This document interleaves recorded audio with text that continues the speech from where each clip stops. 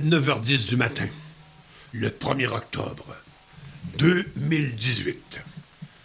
Philippe Couillard, celui dont le président Hollande disait dans son dos: « Couillard et moi, nous formons une belle paire. » Philippe se présentait ce matin-là au bureau de vote.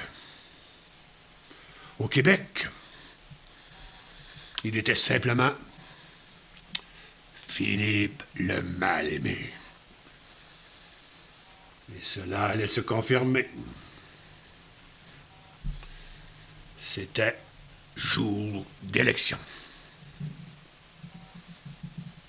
À 9h27, en sortant du bureau de vote, comme à son habitude, il critiqua ses adversaires en disant qu'ils n'étaient pas assez fédéralistes. Il faut dire que ces derniers voyaient en Couillard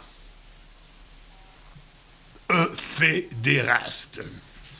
Évidemment, il se mit à souffler sur les braises de l'indépendance, comme à son habitude. Braise d'un groupe socialiste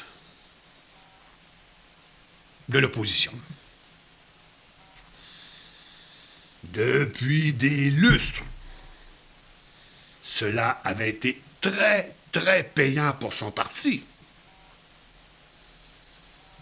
Hélas, pour Philippe le fédéraste, la cassette était usée. Peu d'électeurs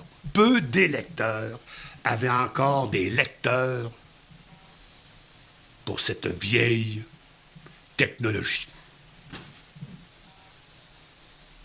À 22h18, Radio-Canada annonçait que si la tendance se maintenait, Philippe le mal-aimé devrait bientôt relever de nouveaux défis.